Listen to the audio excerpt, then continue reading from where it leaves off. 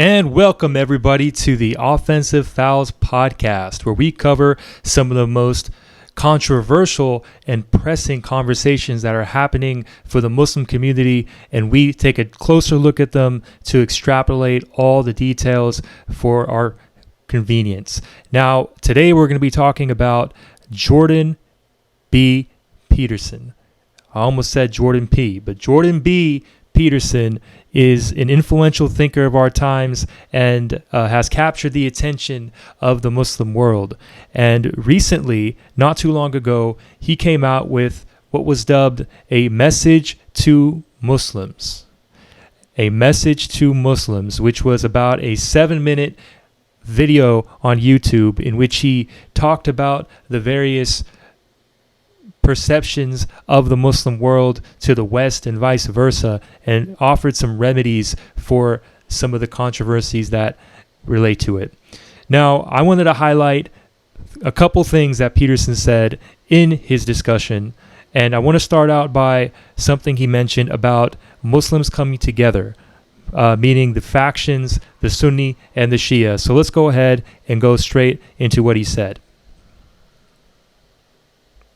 Forgive my presumption, if you would.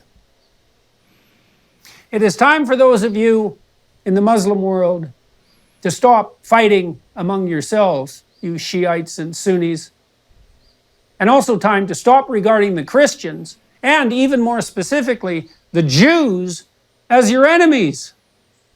Why? Not least because you have the enemy located in the wrong place. First, the best place to find Satan, let's say, is within. If you think the true enemy is in someone else's heart, then you haven't thought nearly long enough about the darkness within, and you have therefore fallen prey to the most subtle temptation of the ancient demonic spirit. So your best bet on the spiritual warfare front is to make of yourself and your Muslim practice something so admirable that the light shining from your well-constituted psyches and productive, generous, and wise actions is... All right. So Mr. Peterson is basically oversimplifying some issues here. While it is true that there is conflicts between Muslims, the Sunni and the Shia, the reasons behind it and the factors are complex. And there is a lot of historical factors and social that go into it. And so a lot of our Muslims would say to Mr. Peterson that he is oversimplifying a complex issue. Furthermore, to paint all Muslims in that light, that they are somehow engaging in internal division and strife, would be doing a disservice to the countless Muslims who are united, who all stand for the same thing and the same principles, and go to the mosques during Ramadan all together and pray next to each other. And so I believe a lot of Muslims would question Mr. Peterson's judgment on this one. Now, moving on to something else that Mr. Peterson has said. Mr. Peterson basically talks about the prophets. So let's go into exactly what he talks about, and we can discuss it later. Unites you with the other people of the book, as your own prophet himself, peace be unto him, forthrightly said, then what divides you? You all believe, for example, in a book. You all believe, for example, in God, and believe that you have an ultimate duty to that God. You are all followers of a prophetic tradition, and that is a tradition that unites the wisdom of the past with the vision and voice of those willing to see and speak truly and lovingly in the present. And you are all threatened, in a very real sense, by the system of vengeful Luciferian ideas that currently confronts all that is transcendent, traditional, and valuable on the sexual front, on the familial front, on the conceptual front, on the psychological and sociological front, and, in the final analysis, on the theological front. So, how about All right. So Mr. Peterson is basically saying that there are similarities between the different religions and that we should look at these similarities to essentially find some sort of peace and unity. While it is true and it is very admirable that he is talking about this, and in fact we should look at the similarities and focus on that to bring us together, we cannot simply gloss over some of the factors in each of the Abrahamic faiths that make them unique. Because after all, being unique is a gift from above, and everybody should own their uniqueness as such with the religions.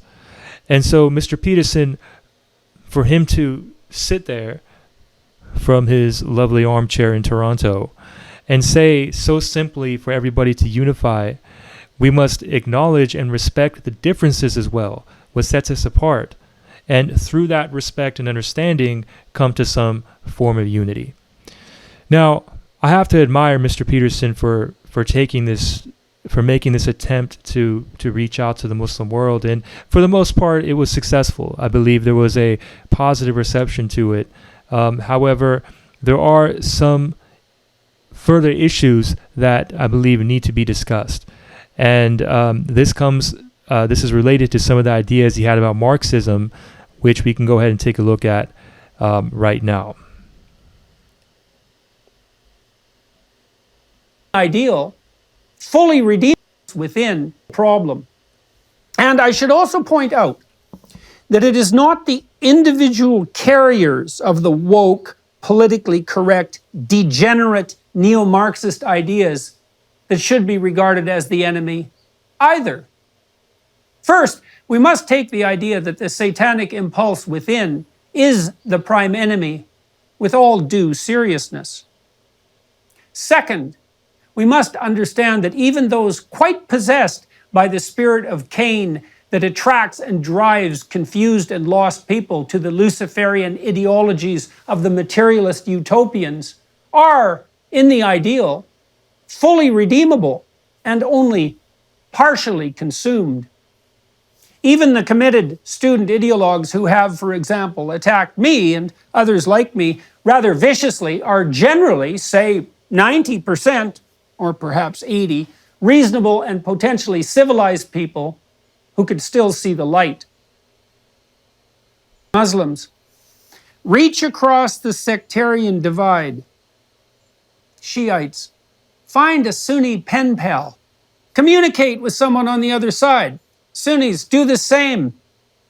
And then, maybe, reach out, tentatively, to a Christian. All right. So Mr. Peterson definitely makes some good points here as far as unity is concerned. And he is definitely should be respected for his call for peace amongst the different factions of not only the Muslim world, but the non-Muslim world as well. However, to make generalizations of a political ideology would make him just as guilty as the people who he is claiming are starting disunities in the first place. Once again, for him to make sweeping generalizations on a political ideology, in this case, wokeness, he is just as guilty as those people who are perpetrating disunity in the first place. One cannot possibly sit here and listen to Mr. Peterson make these generalizations about an entire group of people and cast them as the enemy without holding him to a different standard or a double standard. So if you're listening, Mr. Peterson, I would like you to know that we as a Muslim community respect your message. We receive it with humbleness and we receive it with kindness, just as we are taught to.